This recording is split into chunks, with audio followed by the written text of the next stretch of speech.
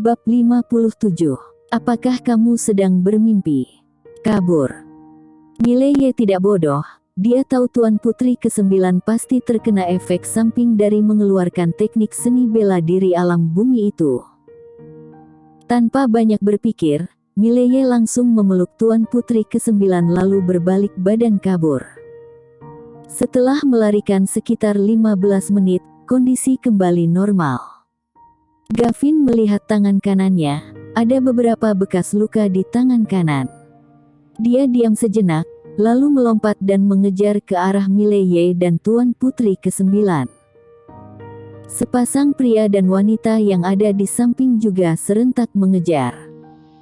Mereka tentu saja mengetahui bahwa Tuan Putri ke-9 sudah terkena efek samping teknik seni bela diri alam bumi. Sekarang adalah masa paling lemah Tuan Putri ke-9, mereka tidak akan melewati kesempatan ini. Teknik seni bela diri alam bumi tingkat atas. Teknik seni bela diri seperti ini bisa dijadikan benda warisan keluarga bangsawan atau sekte kuat. Bukan hanya demikian, memiliki teknik seni bela diri alam bumi tingkat atas pasti bisa semakin kuat. Ketika berada di alam yang sama, sebagian besar akan mengandalkan teknik seni bela diri dan benda pusaka. Selain Gavin dan lainnya, juga ada sebagian orang yang mengejar ke arah Mileye dan Tuan Putri ke-9. Mileye menggendong Tuan Putri ke-9 kabur dengan cepat. Dia tidak lari ke arah kota pembatas dunia, melainkan lari ke bagian dalam pegunungan. Tidak tahu berlalu berapa lama, Mileye menggendong Tuan Putri ke-9 ke sebuah air terjun alami yang memiliki lebar belasan meter dan arus air yang sangat deras. Mileye diam sejenak, kemudian meletakkan Tuan Putri ke-9 ke tanah. Dia membuka sepatu lalu menjinjit lari ke arah lain. Beberapa saat kemudian, dia lari kembali. Dengan demikian dia barulah tidak meninggalkan jejak kaki apapun di sini. Dia melihat kondisi sekitar, lalu menggendong Tuan Putri ke-9 masuk ke lubang kecil yang ada di pinggir air terjun. Lubang kecil yang ada di pinggir air terjun ini, dari depan tidak akan terlihat dan ditutupi arus air terjun. Lalu, luas lubang kecil ini juga memuat Mileye dan Tuan Putri ke-9. Sekitar 5 menit kemudian, Mileye mendengar suara angin di luar. Mileye mulai tegang, lalu sangat waspada. Pedang Ling Qiao sudah muncul di tangan dan bisa menyerang kapan saja. Pada saat ini, orang di luar sudah berbalik badan pergi.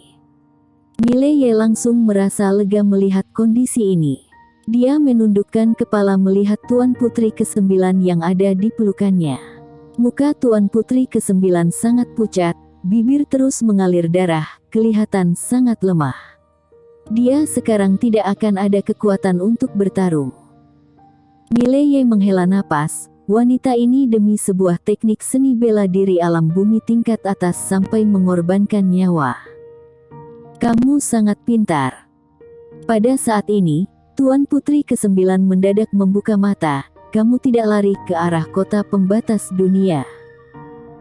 Mileye menggelengkan kepala, dia mana berani lari ke arah kota pembatas dunia. Semua orang mengetahui di sana adalah markas Tuan Putri ke-9, kalau dia kabur ke sana pasti akan mati. Tuan Putri ke-9 mendadak berkata, aku perlu istirahat 2 hari. 2 hari. Mileye merasa keberatan. Dalam 2 hari ini jika tidak ketahuan masih untung, kalau ketahuan maka akan sangat merepotkan. Suasana menjadi sedikit canggung.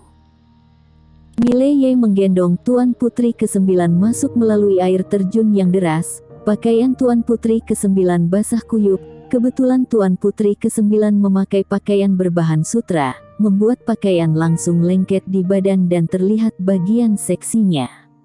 Sekarang Mileye menggendong Tuan Putri ke-9, bagian yang menonjol pas menyentuh badan Mileye. Mileye ingin menggerakkan tangannya ke arah lain, tapi itu lebih mematikan. Apabila bergerak sedikit maka akan menyentuh bagian yang menonjol, suatu bagian dia akan muncul reaksi yang menegangkan. Suasana semakin canggung. Tuan Putri ke-9 melihat Mileye, membuat Mileye merasa merinding. Mileye tersenyum, "Maaf, aku tidak bermaksud untuk melecehkanmu." Jujur saja, dia memang tidak ada maksud melecehkannya, tapi semua ini reaksi alami dari tubuhnya. Ada kalanya dia juga tidak bisa mengendalikannya. Meski dia seorang kultivator pedang, juga merupakan seorang manusia dan juga merupakan seorang pria. Apalagi dia adalah seorang pria yang tidak pernah menyentuh wanita, pertama kalinya begitu dekat dengan wanita, wajar saja akan terangsang. Tuan Putri ke-9 memejamkan mata dan tidak berbicara lagi. Dengan demikian, mereka berdua mempertahankan gaya ini hampir 2 jam. Hingga langit sudah gelap, Mileye barulah menggendong Tuan Putri ke-9 keluar dari lubang kecil ini. Dia tetap tidak berlari ke arah kota pembatas dunia, melainkan berlari ke arah kediaman Master Pedang. Ada kalanya tempat yang paling berbahaya adalah tempat yang paling aman. Meski sudah gelap gurita, Mileye menggendong Tuan Putri ke-9 berlari dengan tenang. Perlu diketahui, sebagian besar waktu dia di kota Kinceng dihabiskan di dalam hutan. Sekitar 1 jam, Mileye menggendong Tuan Putri ke-9 kembali ke istana tadi. Mileye tidak masuk ke dalam istana, melainkan membawa Tuan Putri ke-9 ke sebuah gubuk bambu yang ada di belakang istana.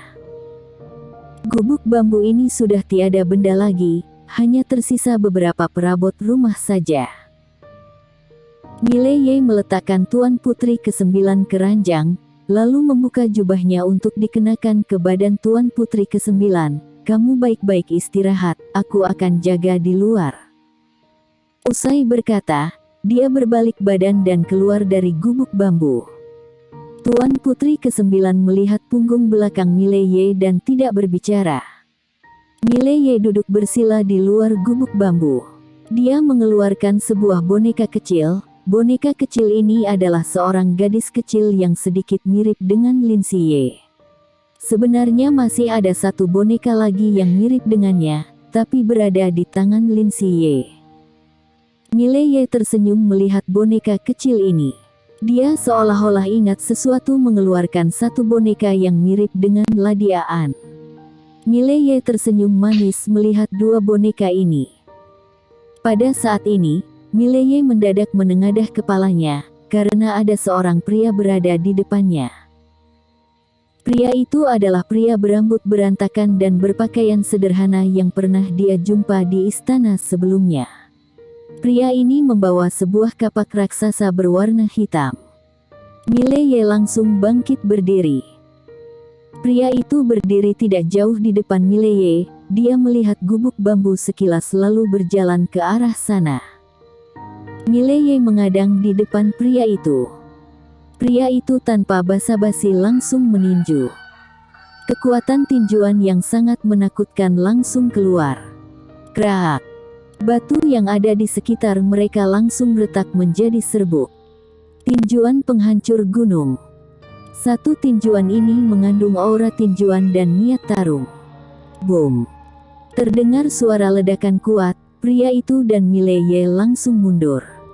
Mileye mundur sampai depan pintu gubuk bambu, sedangkan pria itu mundur 6-7 meter. Pria itu melihat Mileye sekilas, niat tarung. Aura tinju, calon Master Budo. Mileye menggenggam erat kepala tangan, seketika aura tinju langsung menyelimuti pria itu. "Aku tidak yakin bisa membunuhmu, tapi aku bisa memukulmu sampai cacat.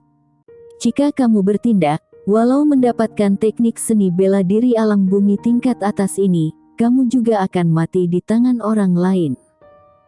Memukulku sampai cacat. Pria itu mengambil kapak raksasa yang ada di belakangnya. "Aku ingin mencobanya." Pada saat ini, Mileye mendadak membuka lebar telapak tangannya, kemudian muncul sebuah pedang di tangannya. Pedang Ling Qiao langsung terbang keluar. Jurus satu pedang menentukan hidup dan mati. Pria yang ada di kejauhan langsung mengerutkan kening dan muncul tatapan serius di wajahnya untuk pertama kalinya. Mileye menggenggam pedang menunjuk ke arah pria itu lalu tersenyum, "Boleh." Pria itu mendadak melemparkan kapak raksasa ke arah Mileye. Seraas. Kapak raksasa melintasi langit dan muncul bekas berwarna putih di langit. Kapak raksasa ini memiliki kekuatan yang kuat, langsung menghancurkan segala benda yang ada di sekitar. Saat ini, Mileye juga menarik keluar pedangnya. Sebuah cahaya pedang melintasi langit. Jurus satu pedang menentukan hidup dan mati. Kemudian, pedang itu menusuk di permukaan kapak raksasa. Bam!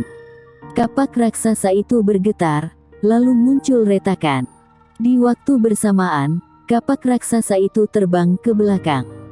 Pria itu mengulurkan tangan kanan menangkap kembali kapak raksasa. Bam! Pria itu dan kapak raksasa mundur belasan meter. Pria itu melihat tangan kanannya, dia melihat jarinya sudah muncul luka dan terus mengalirkan darah. Pria itu menengadah kepala melihat ke arah Mileye, kultivator pedang sempurna, niat bertarung. Kultivator ganda. Mileye diam sejenak dan berkata, "Bagaimana kalau aku berutang budi padamu?" Utang budi. Pria itu menyipitkan mata, dia memandang Mileye cukup lama dan akhirnya menyimpan kembali kapak raksasanya. "Aku John, berasal dari Sekte Langit Hitam Kerajaan Dayun. Ingat, kamu utang budi padaku." Usai berkata, dia berbalik badan pergi. Melihat orang bernama John ini pergi, Mileye langsung tercengang. Tak disangka orang ini benar membiarkan dia berutang budi. Awalnya dia hanya ingin mengulur waktu saja. Sebenarnya Mileye tidak tahu kekuatan seorang kultivator pedang dan seorang calon master budo. Semua pihak pasti ingin menjalin hubungan baik dengan dua orang seperti ini. Bagi sebagian orang, apabila memiliki teman calon master budo, maka akan memiliki keuntungan yang besar. Pada saat di luar, teman paling penting.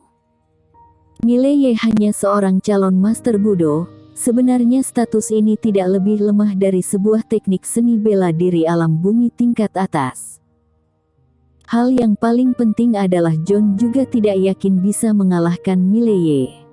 Lagi pula kalau bertarung pasti akan sama-sama rugi, jadi dia langsung memilih tidak mengincar teknik seni bela diri alam bumi dan menjalin hubungan baik dengan Mileye. John pergi dengan tanpa ragu-ragu, seketika langsung menghilang dari depan Mileye. Setelah melihat John pergi, Mileye mengelus dagunya dan berkata, "Ternyata aku hebat juga ya, sepertinya aku sudah memandang rendah daya tarikku ini." Pada saat ini, dia mendadak menengadahkan kepala, melihat seorang wanita berjalan mendekatinya. Ekspresi wajah Mileye langsung murung ketika melihat wanita ini. Gavin. Lagi-lagi wanita ini. Gavin melihat Mileye sekilas, tempat paling bahaya adalah tempat yang paling aman, kamu pintar juga, tapi kamu sudah memandang rendah daya tarik teknik seni bela diri alam bumi ini. Para petinggi sudah sangat tertarik untuk mendapatkannya. Mileye menggenggam pedang berjalan ke depan Gavin, "Bagaimana aku berutang budi padamu?" Utang budi. Gavin tersenyum, "Apakah kamu sedang bermimpi?" Mileye langsung terdiam. Bersambung.